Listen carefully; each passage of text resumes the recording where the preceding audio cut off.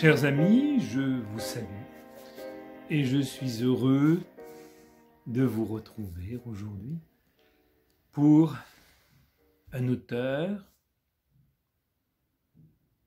un livre, un texte. Aujourd'hui sera un jour un peu exceptionnel, puisqu'il ne s'agit pas d'un auteur, mais de deux auteurs. Une autrice et un auteur. L'autrice, c'est Marie-Philippe Deloche, et l'auteur, c'est votre serviteur. Il est très rare que je lise des textes que j'ai écrits, mais faisons une exception. J'aimerais vous présenter ce livre de recueil de poésie que j'ai écrit avec Marie-Philippe Deloche, De si longtemps avant les mots. Il s'agit d'une conversation poétique, c'est-à-dire d'un échange dans un balancement, dans un battement régulier, jour après jour, pendant une soixantaine de jours, un peu plus même. Donc, de si longtemps avant les mots, une conversation poétique, éditée aux éditions Unicité, dans la collection dirigée par Laurence Bouvet, Le vrai lieu.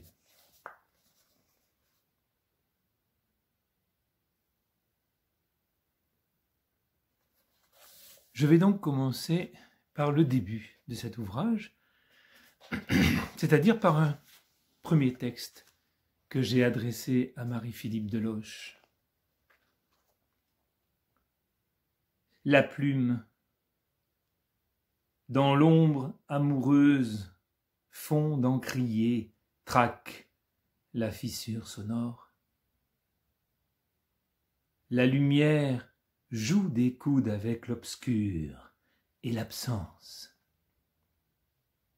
Creuser, user, tarauder, vaincre l'indifférence et consentir au trou noir qui palpite. Là, à l'écart des marchands de bonheur celluloïdes, se cogner à l'impossible, pour fendre les faciles, ne pas céder sur le désir en acte. Infinissable infini de l'Orient magnétique, vers la ressuscitation de la nécessité du beau.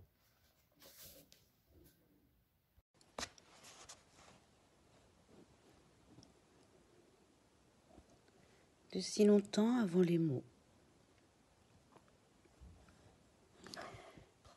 Étinceler d'être livide, être au monde pour s'en libérer, souffrir d'une faim qui creuse plus que la faim, inventer ce ciel infernal au goût d'azur calciné, et devenir messagère d'un scandale éclatant. Au ciel des folles, j'ai voulu m'envoler libre, flotter légère dans les plis des mots et paroles enroulées, et me glisser dessous les mains du poème et sous sa langue m'y perdre.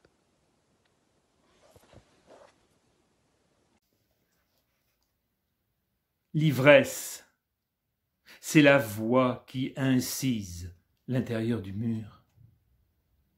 Ô Mésopotamie et briques inscrites, le mot caché au regard, seul rempart contre l'oppression.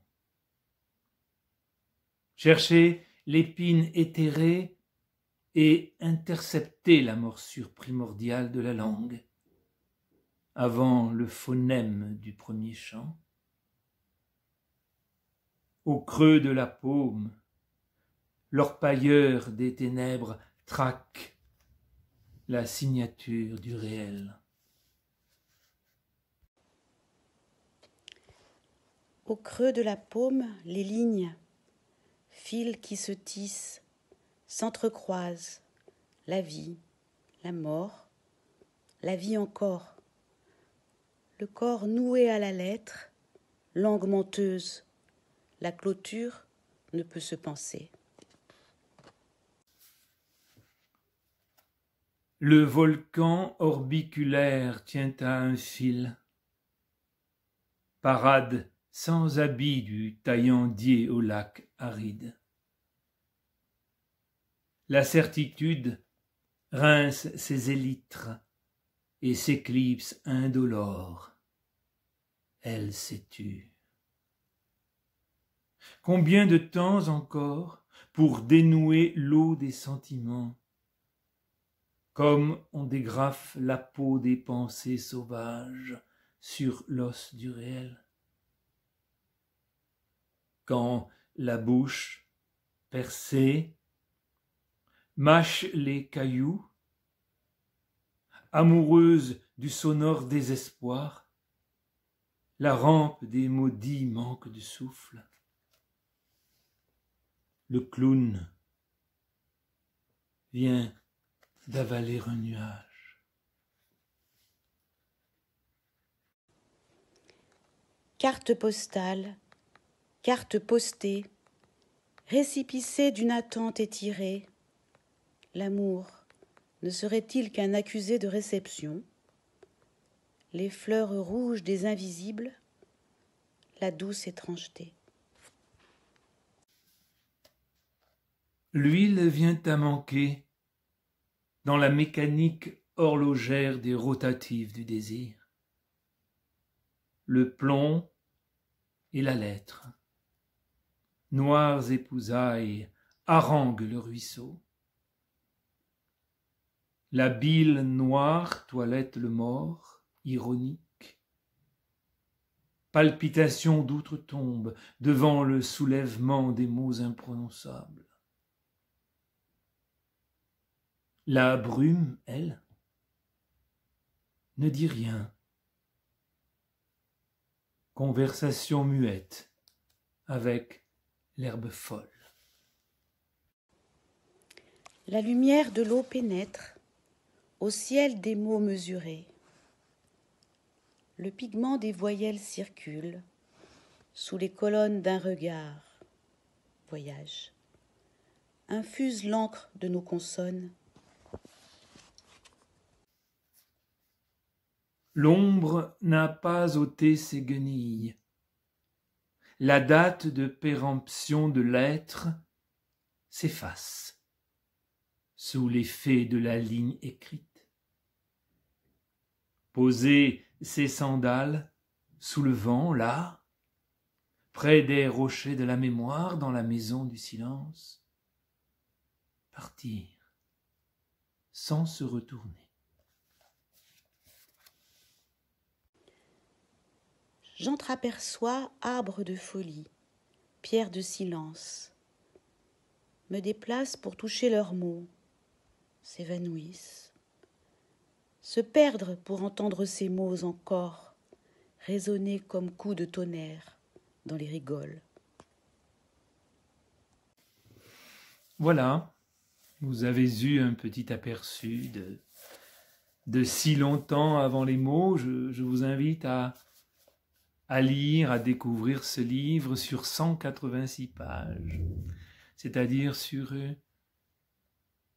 une grande collection de poésie, de poèmes qui s'enchaînent et qui se répondent à côté parfois. Merci à Marie-Philippe Deloche, bien sûr, et merci à François Mokaer, qui dirige les éditions Unicité, et à Laurence Bouvet, qui a bien voulu publier ce recueil dans sa collection Le vrai lieu. À bientôt pour un auteur, un livre, un texte. Je vous attends.